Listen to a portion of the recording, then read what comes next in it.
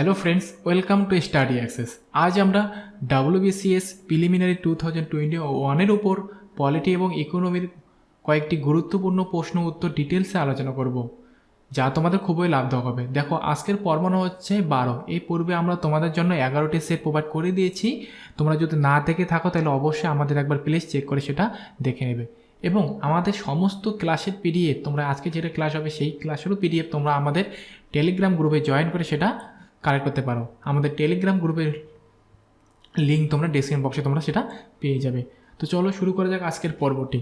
দেখো আজকের প্রথম প্রশ্ন রয়েছে, CRRA জমা রাখা টাকায় RBI কতটা সুদ দেয়। দেখো, CRR এই জিনিসটা কি? CRR হচ্ছে ক্যাশ রিজার্ভ রেশিও। এটা কি হয়? ব্যাঙ্কগুলি যে মোট আমানতের একটি অংশ রিজার্ভ ব্যাঙ্কে নগদ বা সোনা হিসেবে জমা রাখতে হয়, এটাকেই বলা হয় CRR, অর্থাৎ ক্যাশ রিজার্ভ রেশিও। এটা বাংলাতে বলা হয় নগদ জমার অনুপাত। তো এখানে কি হয়? এখানে RBI যে আমানত রাখে সেটার কখনো সুদ দেয় না। তো এখানে সঠিক উত্তর হয়ে যাবে ডি, RBI কোনো সুদ দেয় না। পরবর্তী প্রশ্ন, রিজার্ভ ব্যাঙ্ক কখন CRR বাড়ায়? দেখো, CRR কখন বাড়াতে হবে, এটা একটা কমন সেন্সের একটা প্রশ্ন। CRR কখন বাড়াতে হবে? তোমরা জানো যে যখন মুদ্রাস্ফীতি হয় তখনই কিন্তু ভারতের যে অমানত ব্যাঙ্ক যে অমানত টাকা জমা দেয় অর্থাৎ নগদ রাখে, তখনই কিন্তু সেটা বাড়াতে হবে। না হলে মুদ্রাস্ফীতি হলে সেটা কি, যে কারণ কি, মুদ্রাস্ফীতি কি যে অমানত রাখে সেটা রিজার্ভ ব্যাঙ্কের ক্ষতি হয়ে যেতে পারে। এই জন্য কী হয়, রিজার্ভ ব্যাঙ্ক CRR বাড়ায় যখন ভারতের মুদ্রাস্ফীতি কী হয়, হার বেশি হয়। যখন ভারতীয় অর্থনীতিতে মুদ্রাস্ফীতির হার বেশি হয় তখনই রিজার্ভ ব্যাঙ্ক CRR বাড়ায়। তখন সঠিক উত্তর হয়ে যাবে এ, যখন ভারতীয় অর্থনীতিতে মুদ্রাস্ফীতির হার বেশি হয়। পরবর্তী প্রশ্ন, মানব উন্নয়ন সূচক SDI 3টি মাপকাঠির সংমিশ্রণ হলো, সেগুলো কী কী? অর্থাৎ হিউম্যান ডেভেলপমেন্ট ইন্ডেক্স, এটা যে হয় 3টি মাপকাঠির সংমিশ্রণ হয়, সেগুলো কিসের উপর হয়ে থাকে? দেখো, এই মানবায়ন সূচকটি কিন্তু আয়ু, শিক্ষার সুযোগ এবং জীবনযাত্রার মানের উপর ভিত্তি করে সেগুলো করা হয়। তো এখানে সঠিক উত্তর হয়ে যাবে আয়ু, শিক্ষার সুযোগ ও জীবনযাত্রার মান। এখানে এই হয়ে যাবে সঠিক উত্তর। আরও তোমরা মনে রাখবে যে ইন্ডিয়া কিন্তু 179 দেশের মধ্যে 131 নম্বরে বর্তমানে রয়েছে SDI এর রিপোর্ট অনুসারে, এই যে রিডের র্যাঙ্ক হিসেবে। পরবর্তী প্রশ্ন, ভারতের আয়কর ব্যবস্থা হল। দেখো, ভারতের যে আয়কর ব্যবস্থাটা হয়েছে সেটা কোন রূপের? তো সেটা হচ্ছে প্রত্যক্ষ ও প্রগতিশীল। তো এখানে সঠিক উত্তর হয়ে যাবে প্রত্যক্ষ ও প্রগতিশীল, অর্থাৎ তোমার ইংরেজিতে আসা পরে সেটা কী হয়ে যাবে, ডাইরেক্ট অ্যান্ড প্রোগ্রেসিভ। তো এখানে সঠিক উত্তর হচ্ছে প্রত্যক্ষ এবং প্রগতিশীল। পরবর্তী প্রশ্ন, ব্যাংকের অস্থায়ী ও স্থায়ী আমানতের শতকরা যে অংশটি রিজার্ভ ব্যাংকের কাছে গচ্ছিত রাখা হয় তাকে বলে। দেখো, একটু আগে এটা আলোচনা করা হয়ে গেল যে CRR অর্থাৎ ক্যাশ রিজার্ভ রেশিও, সেটা কী হয়, ব্যাংকের অস্থায়ী ও স্থায়ী আমানতের শতকরা কী হয়, রিজার্ভ ব্যাংকের কাছে গচ্ছিত রাখা হয়, সেটাই হচ্ছে CRR। অর্থাৎ CRR বাংলা হচ্ছে নগদ জমার অনুপাত। তো এখানে সঠিক উত্তর হয়ে যাবে নগদ জমার অনুপাত। সেটা তোমার CRRও আসতে পারে, অর্থাৎ ক্যাশ রিজার্ভ রেশিও অপশনে থাকতে পারে।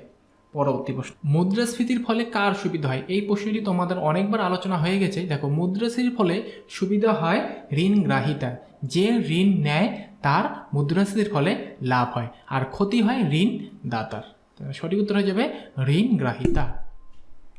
পরবর্তী প্রশ্ন, 1991 সালে ভারতের অর্থনৈতিক সংকটের প্রধান কারণ কী ছিল? দেখো, 1991 সালে কিন্তু তোমাদের একটা আলাদা টপিক, যে শিল্পনীতি ঘটেছিল একটা 1991 সালে। সেটা কি, PV নরসিমহা রাওয়ের প্রধানমন্ত্রীত্বে এই শিল্পনীতি ঘটেছিল। সেটা কবে? 1991 সালে 24শে জুলাই।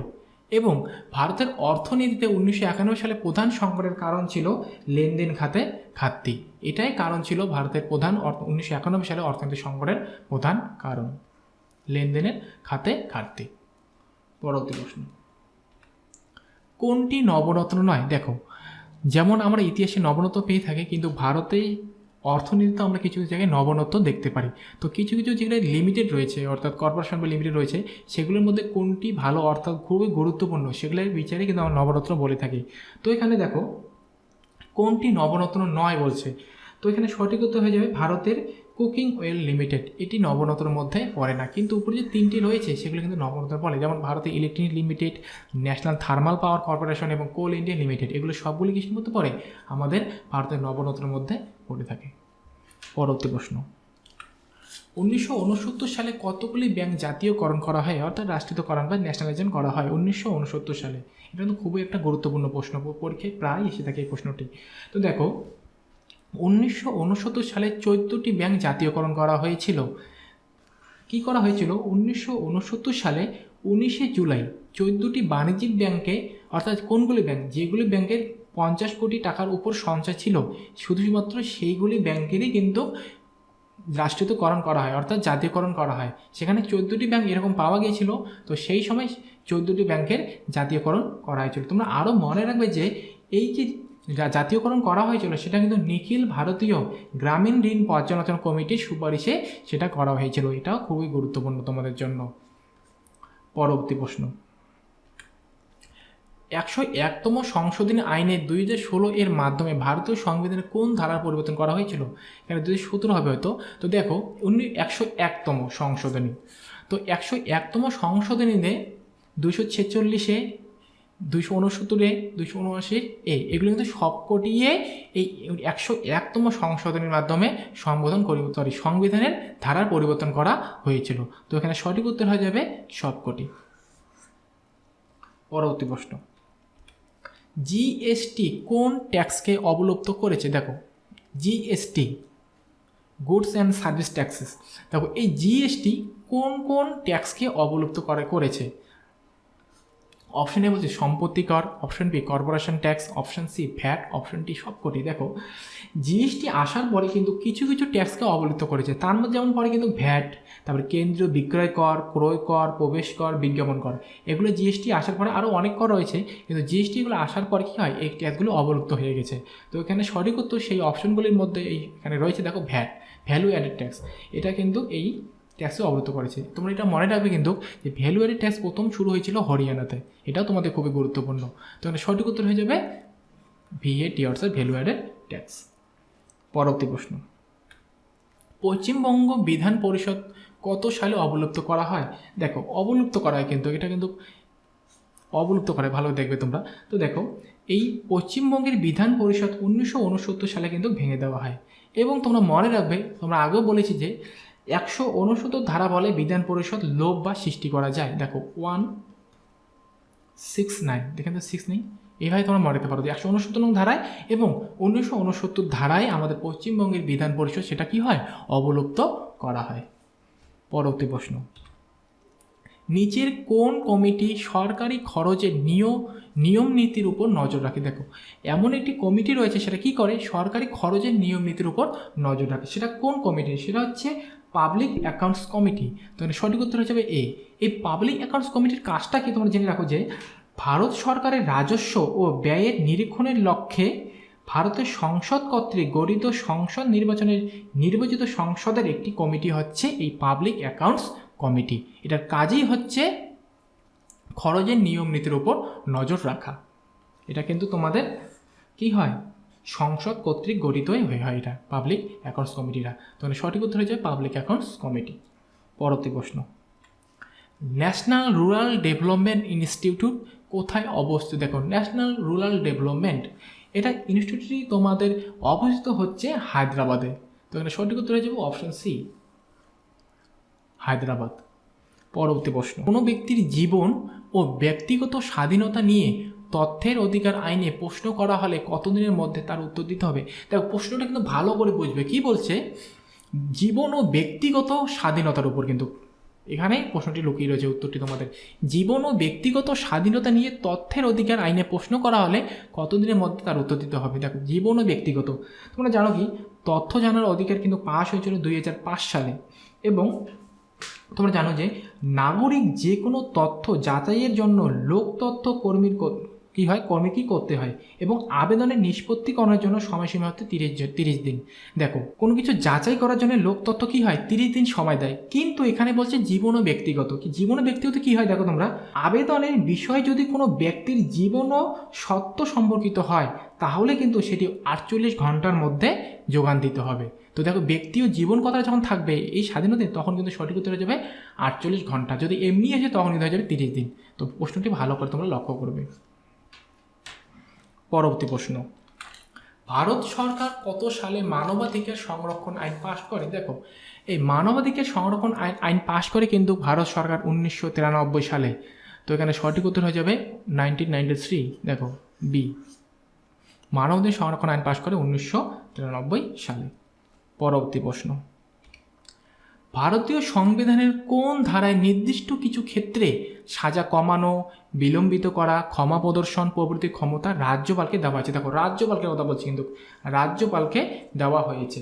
তো দেখো আমাদের যে ধারা রয়েছে তার 161 নং ধারায় কিন্তু এই রাজ্যপালের সাজা কমানো, বিলম্বিত করা, ক্ষমা প্রদর্শন এগুলি বলা রয়েছে। তো এখানে রাজ্যপালের ক্ষমা করার অধিকার রয়েছে আমাদের 161 নং ধারাতে। তো এখানে সঠিক উত্তর হয়ে যাবে 161, ধারা 161। পরবর্তী প্রশ্ন, রাজ্যের আইন ও কেন্দ্রীয় আইনের মধ্যে অসঙ্গতি দেখা দিলে বিবাদ নিষ্পত্তির সাংবিধানিক সংস্থান কোথায় রয়েছে? দেখো এই কথাগুলি ধারাতে রয়েছে আমাদের 254 নং ধারাতে। দেখো এগুলো তোমার বোঝানো কিছু নেই, তোমাদেরকে মেমোরাইজ করতে হবে, মনে রাখতে হবে এগুলো। তো এখানে সঠিক উত্তর হয়ে যাবে ধারা 254। পরবর্তী প্রশ্ন, ভারতীয় সংবিধানে কোন ধারাতে সংখ্যালঘু সম্প্রদায়ের জন্য শিক্ষার প্রাথমিক স্তরে মাতৃভাষায় শিক্ষাদানের কথা বলা রয়েছে? দেখো সংখ্যালঘু সম্প্রদায়ের শিক্ষার প্রাথমিক স্তরে কী রয়েছে? মাতৃভাষার শিক্ষাদানের কথা বলা রয়েছে। দেখো এখানে বলা রয়েছে 350A-তে এই কথাগুলি বলা রয়েছে। প্রাথমিক স্তরে মাতৃভাষার শিক্ষাদানের সুবিধা বলা হয়েছে, এটা 350A। সঠিক উত্তর হয়ে যাবে 350A, 350A উপধারায়। পরবর্তী প্রশ্ন, কোন ধারায় বন্যপ্রাণী রক্ষণাবেক্ষণ ও প্রাকৃতিক পরিবেশের সংরক্ষণের কথা বলা আছে? দেখো এই বন্যপ্রাণী রক্ষণাবেক্ষণ কথাগুলি সম্বন্ধে কিন্তু আমাদের যে সংবিধান পাঠ রয়েছে সেটা রয়েছে নির্দেশমূলক নীতির মধ্যে কিন্তু রয়েছে।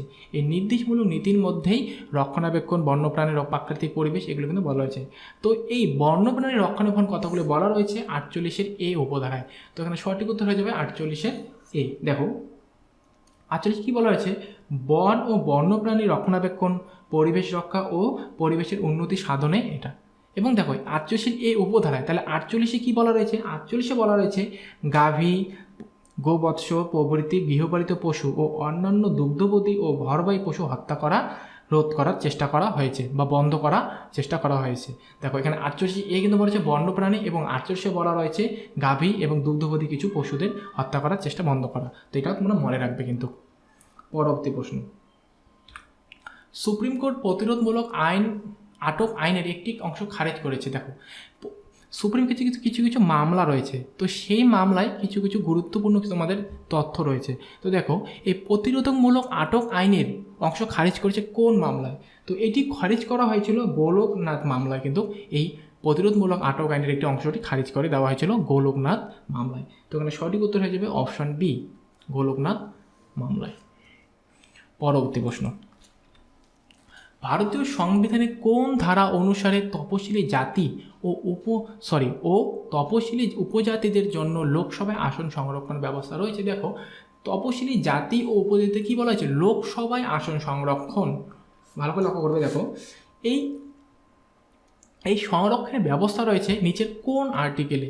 তো এই সমস্ত কিছু ব্যবস্থার কথা বলা রয়েছে সংবিধানের 330 নম্বর ধারায়। এই সমস্ত এগুলো বলা হয়েছে। তো এখানে সঠিক উত্তর হয়ে যাবে অপশন এ, 330। দেখো 330-এ কী বলা রয়েছে? তপশিলি জাতীয় উপজাতির জন্য লোকসভায় আসন সংরক্ষণ। কিন্তু তোমরা মনে রাখবে যে রাজ্যসভার জন্য কিন্তু কোনো আসন সংরক্ষণ নেই।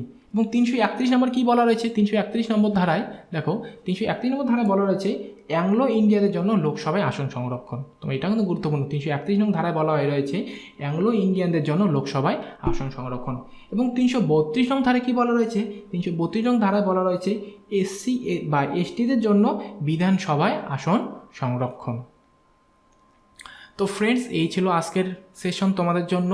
ভিডিওটি ভালো লাগলে অবশ্যই লাইক, কমেন্ট, শেয়ার করবে এবং চ্যানেলে নতুন হয়ে থাকলে অবশ্যই চ্যানেলটিকে সাবস্ক্রাইব করে রাখবেন। Thank you.